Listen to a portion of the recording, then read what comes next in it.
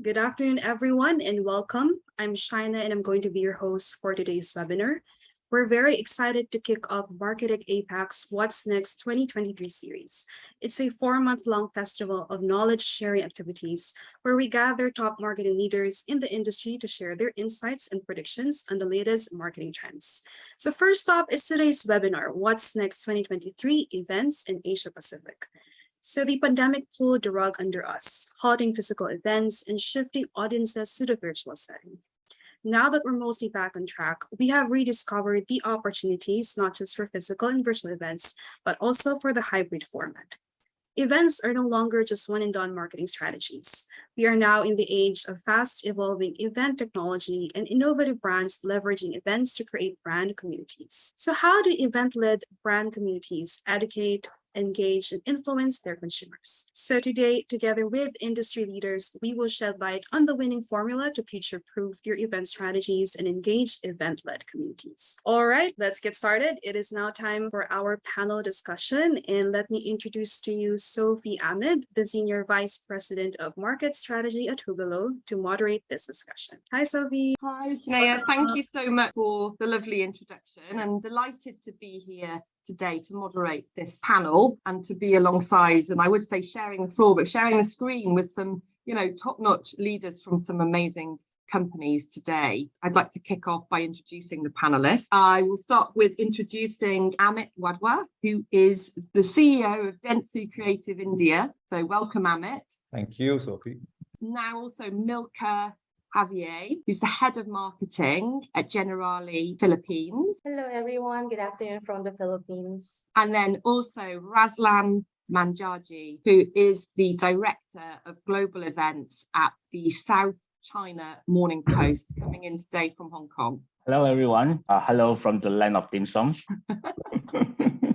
Today, we're going to be talking around building communities, particularly how you can keep an event alive, taking into the 365 community and all that goes with it, including monetization and increasing customer touch points and so on. So let's kick this off. Milka, let's start with you. Why do you think event-led communities are so critical for brands to differentiate themselves in a crowded market? Hi, Sophie. Primarily, the events enables us or give us an opportunity to tell our story. Primarily, the companies right now or the brands, it's not just about letting people know what we offer, what our products are, or how do we serve people, but it's primarily more of building connections, forging relationships or partnerships. So definitely events is one of the channels or one of the avenues to be able to do that, to be able to reach out and to engage the people. And you run the events division for Generali Philippines, don't you? So obviously events have always been such a big part of the marketing mix, haven't they? And now I think more than ever with what's happened over the last couple of years, it's really, I think, such an important part of the marketing mix. How do you use events to hit your marketing objectives? Yeah. So as I mentioned earlier, that events allows us or enables us to forge relationships. So for us, in Generali, insurance per se is deemed as very serious or very stiff. But events enables us to or provides us an opportunity to tell our story or to tell our purpose. So our story is primarily when the pandemic happened, our story became from prevention to protection. That insurance is not just there or if you're critically ill or an unfortunate life lost. For us, particularly in Generali, it's about tweaking that perception that insurance is just there for those unfortunate circumstances. We are here for our clientele and even the prospective clients that we are there with you from prevention to protection.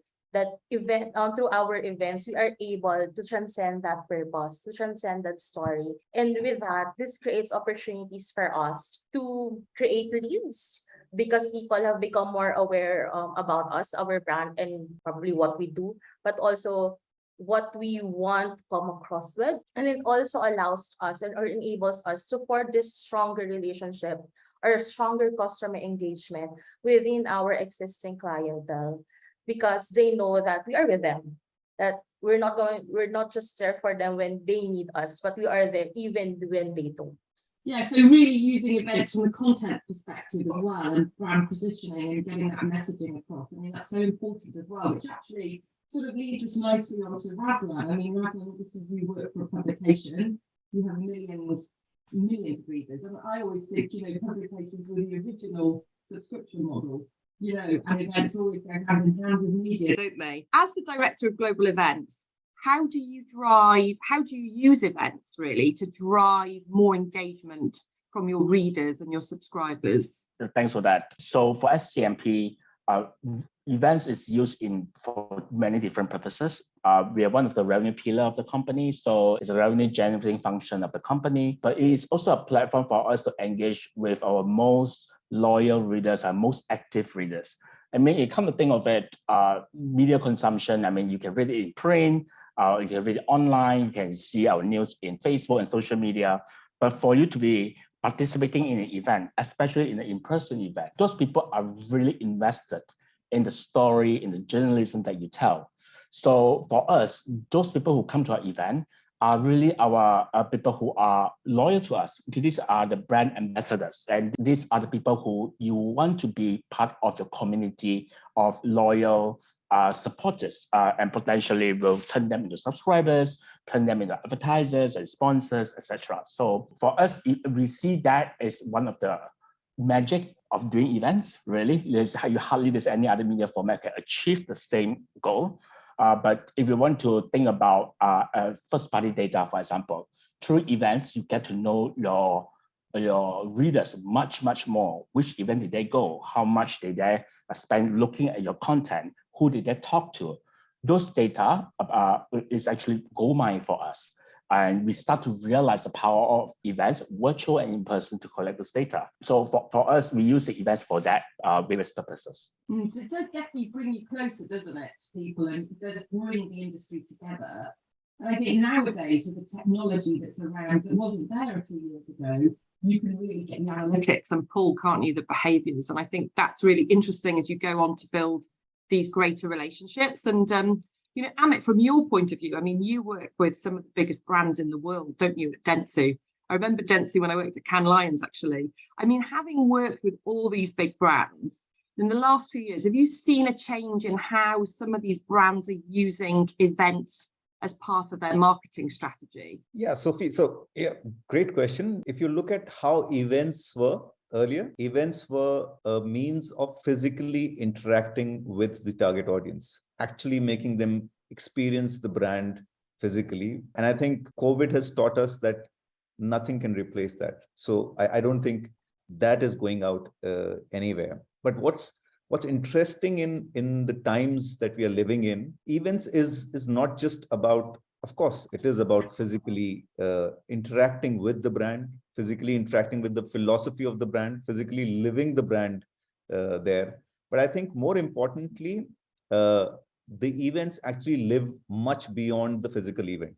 The event actually now can actually move to digital. And that is the domain where people are consuming a lot of that experience there. While there might be 100 people participating in it, there are probably millions who are actually living that experience through someone else. And that through someone else could very well be a normal, regular person on the road that you see, and that person experiencing it, you almost get into it. And I think an interesting aspect that Razlan also brought up is that we are getting more and more richer in our insights with each event because of the data that we're getting, because of the understanding that we're getting through, which wasn't the case earlier. So I think in a nutshell, it is still a physical means, but living a lot more on the digital space, and the information that we're getting is getting richer by the day. So yeah, interesting times, and more that we expect out of events now, I guess. Yeah, it's interesting, this digital overlay, you know, this digital component that we're seeing more with events. Do you see that as helping to keep engagement alive within an event community or within a brand community? Yeah, absolutely it does, because you know, at the end of the day, all brands look at ROI. And when you look at an ROI model, you cannot just look at that particular set of audience and that particular day.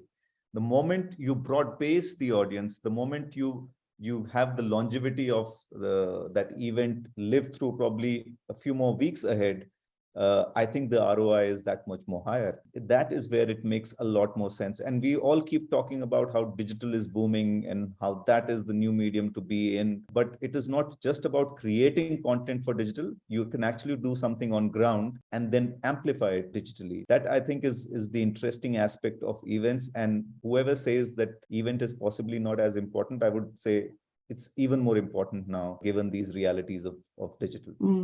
And I think it really plays to this belonging, doesn't it? This tribal element that people like to feel like they belong to something. And I think after the pandemic as well, that's why there's been this big rush back to in person, because everyone's like miss seeing each other. And I think that for most people I speak to, there'll still be this digital component to keep it alive 365. But, you know, with these meetups throughout the year, or a master sort of annual meetup that everyone looks forward to, which is really exciting. So, I mean, we've touched a bit now on the why of it all. Let's go into how we can create like purposeful and, you know, meaningful campaigns and communities around events. Milka, do you want to kick off with some examples or your ideas of how you've seen an event community or an event campaign go really well? Well, I must admit that prior to everything, or prior to the pandemic, we have fallen a bit to doing events or programs that just really showcase on what we can do or what we offer. But then the pandemic happened. I'm not saying it's a blessing, but somehow it was an opportunity for us to change that trajectory of what we have been doing in terms of events or activities for Generali.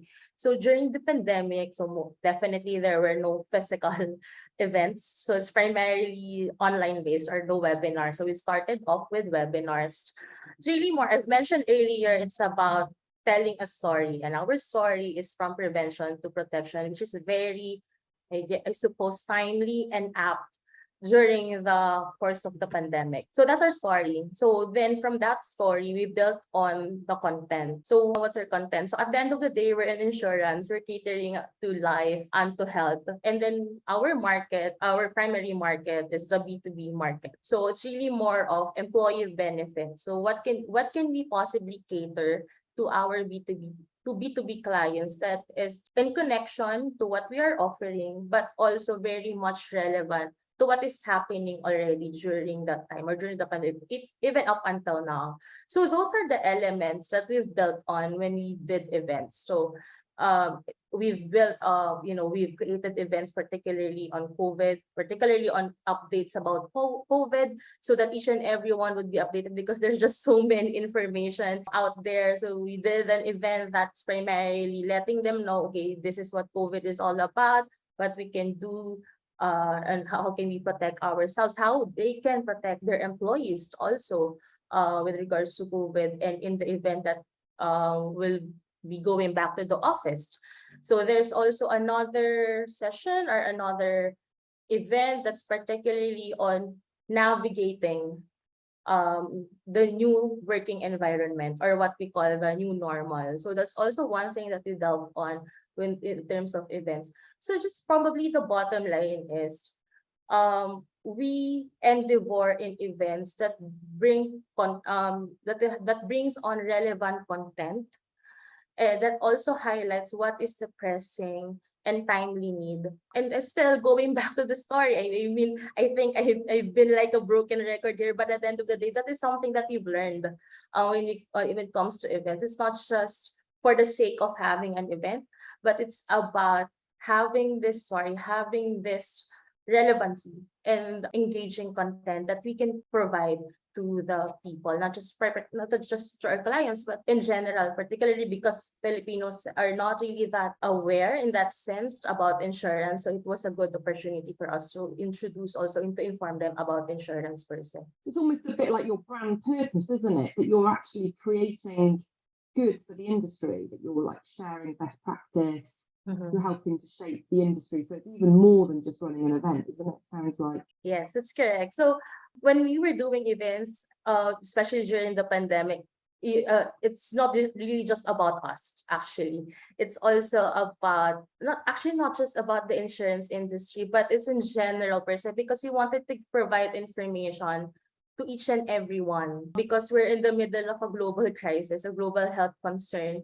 So it's really more of, we can call it a public service in that sense. I'm not really sure, but it has become a different thing. It has an entirely different scope from what we have been doing in the past. Yeah, it was great to see all this over the pandemic. Some really good things came out, and all the brands came together, didn't they, for the benefit of everyone, which is that's a really important point, isn't it? How events can do good as well for their industries, which is great. So, I mean, Razlan, from your point of view, have you seen, any good examples, or are you working on, any cool event campaigns or building communities?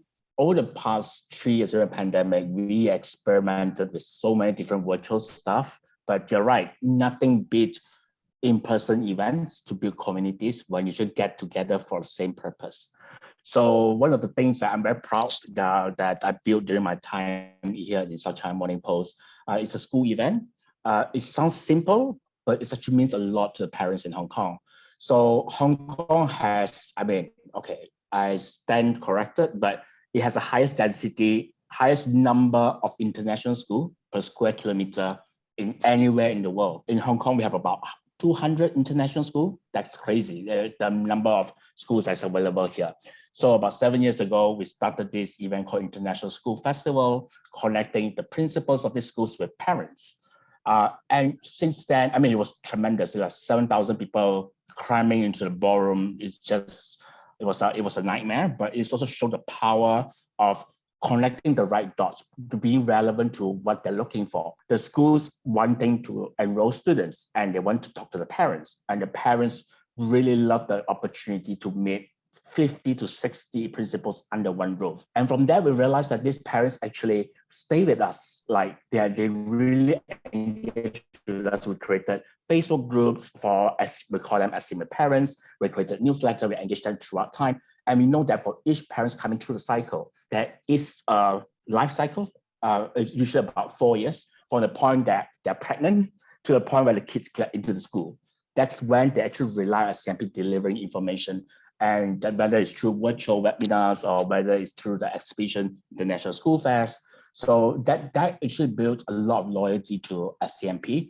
But we have failed sometimes when we didn't run the event very well. The parents will complain, definitely, but it is a very engaged, a very vocal, a very passionate community. One of the better communities, I have to say, within SCMP, and one that is not about politics or diplomacy, or which is very pleasant to see. Yeah. Do you keep that alive afterwards? How does that work? Keep that momentum going? Well, first off, I think the foundation is very important. Content is king, even in events. So getting the right schools into the room, targeting the marketing message to the right segment of parents and connect the right dots are still fundamental. If you fail to do that, your event will be crap, no matter whether you do it in a 5-star hotel or in the playground.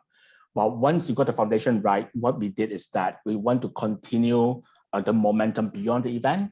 So we create from recordings and videos generated from the event, we create podcasts, we create articles, we create communities, we seed content throughout in terms of bi-weekly basis, through emails, through Facebook group, until the next event, which usually happens about 6 months later. So it's another different group of school, different locations. So the parents are coming to the first event, the second and third, and hopefully by the third, they found the school that they wanted and they exit from that cycle. So for us, it is a matter of making sure that the short stay they have with us, the 2 to 3 years, as meaningful as possible, as informative, we provide the right information, but also getting that funnel of new parents coming in. Parents won't be they were parents forever, but they won't be in that cycle forever. There'll be new parents coming in, asking for the same information. The previous generation of parents will exit from the funnel. So it's something that we're very aware of. So we just repeat the same thing every single year. Yeah, that's interesting, isn't it? Talking about getting the foundation right, you're working with these big brands. As they go about setting their event strategies or their 365 community strategies, where do you begin? Have you seen any tips that you could give as an advice? Like where do you begin? A, with the foundation, and then measure to know if you think it's going well on success. An interesting aspect which I feel for any brand to pick on an event or an activation for that matter is it needs to sit right on the essence of what the brand is. If I think music is entertaining, but music is something which is not as a pillar of my brand or is not connecting with my audience, I won't just pick up music because it's just getting popular. I think it needs to fit the brand philosophy. It might sound fundamental, but I think many a times we lose track of it. I think we need to bring that back. The other aspect which I feel is very important is keeping it real.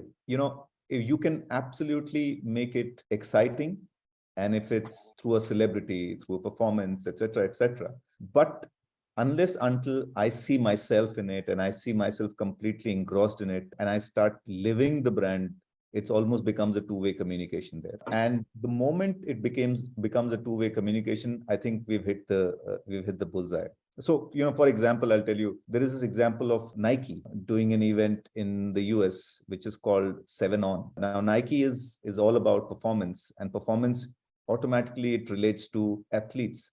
But Nike is not a brand just for athletes. Nike is a brand for the regular out there. I play football. It's for me also.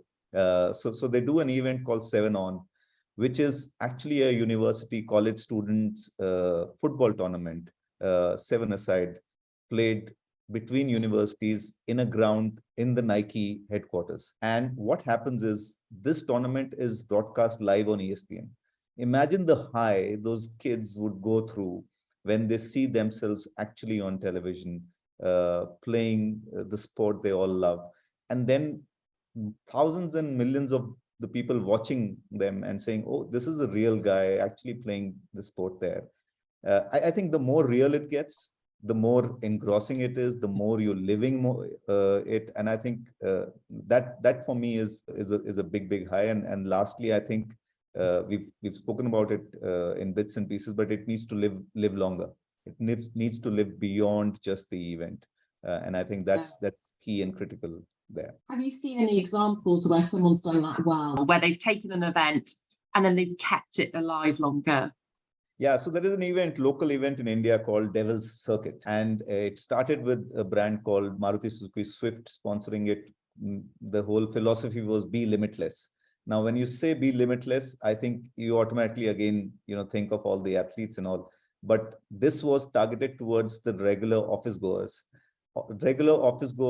who at some point left all that adventure sports, the sports that they play used to play, somewhere at the back burner because they're engrossed in their daily lives. This particular is an amalgamation of different adventure sports, regular sports, where people from the regular walks of life, a 35-year-old, 40-year-old, 50-year-olds, all coming there and actually living out their, so to say, yesteryears on the ground with the peers. And then, slowly this became into an corporate tournament. So it just went on and on and on, and it's a hot property called Devil's Circuit now into different things. But the core idea is still the same. You're actually living the life that you would really want to, but it's somewhere just gone in the back burner. So it's fantastic to see the level of enthusiasm and the level of engagement that people gather there. That's fascinating. I'm going to Google that. I've made a note of that. That sounds really interesting. And I love the idea of you saying like a normal person on the screen as well, and that's so motivating. And someone might think, oh, that could be me next year or something. And I think that's how you get community fired up, and feel like you're all part of it. I think that's great. No, that's really interesting. No, and I know, Razlan, from your point of view, I know with your business, you talk about power knowledge through community. And I think that what we've talked about with publications being so great with knowledge and so much you can lift into the community. Are you seeing your subscribers wanting this more as well, wanting to sort of keep it more alive, come together more throughout the year? Okay, so most of the events that SCMP does is not like geared to subscribers only. I mean, we actually did some data crunching that almost 90% of the readers that come through the event are new to SCMP. They will have read or consume content at SCMP has not been because of events. They're not subscribers, so chances are they are target new subscribers. But we for the past 6 months or so, we have started to create what we call the subscriber-only events. So that's to say that you're only if an SCMP subscriber, you can join this event, where we, instead of featuring like minister speakers or star speakers on a virtual screen, we actually feature our own journalists. And these journalists are talking about everyday hot topic. For example, only 2 days ago, my team ran China Party Congress. Is a big thing in China. I mean, people outside China may not know it, but it's a big thing in China. But to SCMP readers, it's a big thing. We have 500 plus people tune in. I mean, to some, it's a small number, but this group actually told us that they wanted us to run this event. And we have journalists of our own newsroom from Beijing, from Shanghai, from Hong Kong, talking about interpreting the result of the Party Congress. And when we did the post-event survey, it's always very highly recommended. It's always say that thank you for telling the story from your own perspective instead of just reporting it. The journalists and editors have their own point of view. They're sharing that, and we actually take questions from the audience and say that, hey, Mr. So-and-so from this country asked this question. So by acknowledging them, they actually feel very, very hurt. I think that the voice are heard, the questions are heard, and that the gap between the journalists who used to be really behind the paywall and nobody know who they are, now there's a personality to it. They know, oh, this person counts very well in China military. This person is based in Hong Kong, So that has been amazing for us. Whether we can connect that with building that onto getting new subscriber, I'm not sure. I mean, I'm not from the subscription business, but I can see the potential there. Yeah, it's more like human, isn't it? It's this more human element. Exactly. Exactly. Rather than just being, behind things. And I think people are craving that, especially because of all the lockdowns over the last couple of years. I think people are craving this more human approach. And I think that hopefully we'll emerge out of this with business being more empathetic, won't we? After the last 2 years. Let's hope so. And talking of questions from the audience there, I'm just looking through some of these questions here. I'll start with one for Milka, coming from Roxanne. It says, I have a question for Miss Milka. When doing events for Generali, have you encountered a time when you had a limited budget? And what do you do to create an effective event within a limited budget? All right. So thank you for the question foremost. All I can say is prioritize. What is far more important for you when you create this event. For us, for example, it's the content. So we really put that budget, much of the budget, into what would make the content worthwhile. Primarily, the speaker, for example. So we look for a speaker who would be very much interesting and engaging to the potential participants. So that's where we put bulk of our budget. Admittedly, we don't have that much budget when it comes to events. So it's very, very important that we prioritize. It's much like probably a wedding. You put importance to what matters most to you. Is it like the photographs or the videos because it's for lasting memories? Is it the food because the guests would, travel just to go to your wedding venue? So it's all about prioritizing what is far more important or what is far more valuable for you, and all other else will come in after. So that's actually what we do when we do our events. Some great tips there. Thank you. And I've got one here for Amit. So the examples you gave are not the conventional events with speakers or, let's say, boring content, very targeted towards actual end consumers and engaging. Do you suggest that business-to-business companies can also do such events? Any tips? And I think the person who asked this may like to ask this live. I don't know if you want to come on, Jean, so you can actually meet Amit here face-to-face as well, as it were. if that's possible. But you want to kick off in the meantime, Amit, with your ideas? Yeah, so I can complete. First of all, I'm a sports enthusiast, and hence, sorry, most of my examples veer towards sports. So apologies for that. But I think I also feel most times or many times when B2B companies want to do an event, it becomes a speaker event, which is a one-way communication. I think sometimes it's very important and very, very good to do it, but it needs to be done in a way where, because it's human being on the other side, you have only certain retention power, and you cannot keep on hearing things forever, for a full day. I think what we need to do is we need to make it engaging. Not necessarily every time the speaker needs to be from the same industry. You could have a speaker from the music industry, which has absolute relevance to the same industry that you are sitting in. It could very well be, rail manufacturing, but railway manufacturing. But there is a significance that we can pick up learnings from the other industry. The moment we bring in this diverse perspective and an interesting perspective, it tends to stick into your head because it's something different. And I firmly believe that you can have speakers talk about it for a certain length, but I think it needs to be far more engaging and done in a slightly different way so that people remember it and take it on for a much longer time. That's my take on B2B events. Definitely. I agree. You've got to mix it up, haven't we? We've got to keep mixing it up and trying new things, and totally. So a question now for Razlan.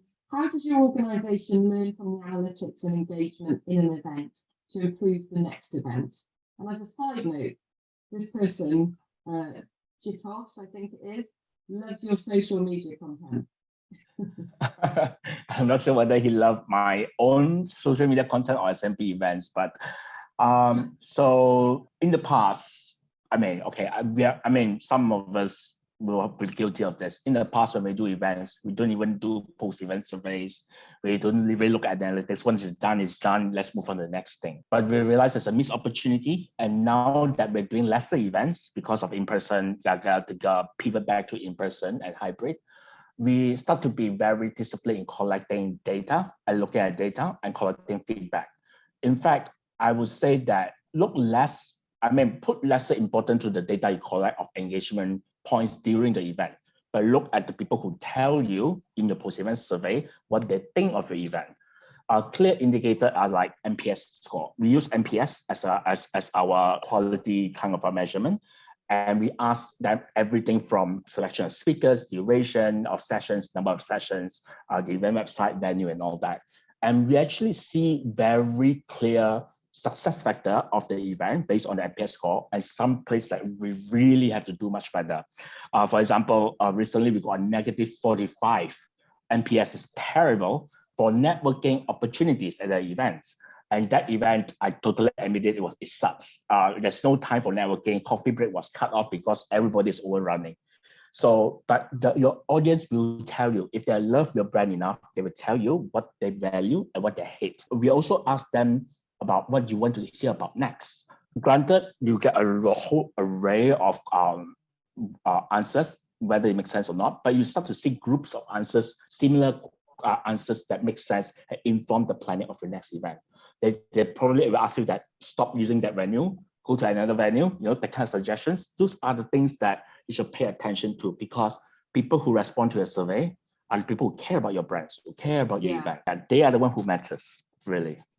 That's right. I always think with surveys, it's either the people who are really, really loving it or really, really not loving it. The sort of middle of the road people don't take the time out to fill it in. But either way, as you say, they're passionate enough, whether they're loving it or not loving it, they're passionate enough to tell you. So as you say, if you can turn that sort of negative one into a positive, then you're going to really do well, aren't you? I think we're coming at almost to the end, but I think we may have time for perhaps one more, maybe two, but we'll try one more. I saw one here for Milka. Milka, I'm in the industry like you, in shipping and logistics. It's very hard to make content viral and very engaging. Any thoughts on how to make interesting event content in such an industry? First is you have to understand your market. I think it's very important. If you have data or you pretty much know who your market is, you can start off from there, because knowing who your market is, you'd be able to grasp on what is desired probably, or what is needed, or what they actually want to know or hear or see. I guess it should start from there. Second, you'd have to be realizing what is relevant and what is timely to your market. So you also have to put that into consideration, the relevance, the timeliness of content or of a topic that you're trying to put across by your event or your activity. And thirdly, I would have to say be proactive. Sometimes content or programs or events are not engaging enough in that sense, or not going viral if that's your objective, primarily because someone else or other else have done it and you don't want to be a copycat in that sense. So be proactive.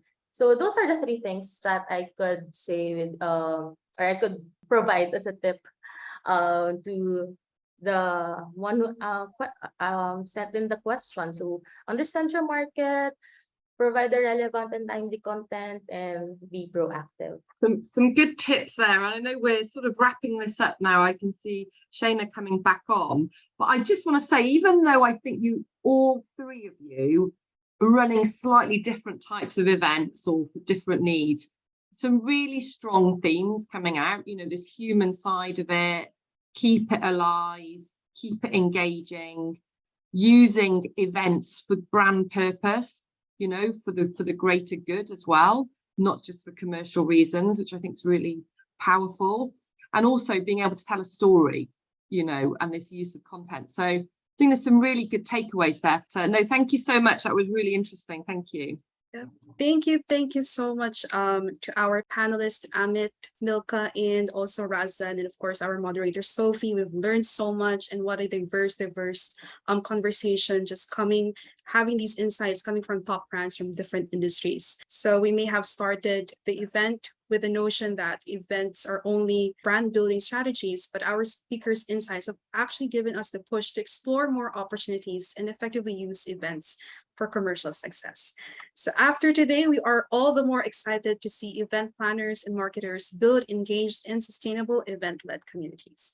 We would like to thank Hubilo, who's been our partner for this webinar. And that concludes our first regional webinar for the What's Next series. Thank you everyone, to our audience. What a great industry discussion that we've had today. And once again, I'm Shaina, and until our next conversation.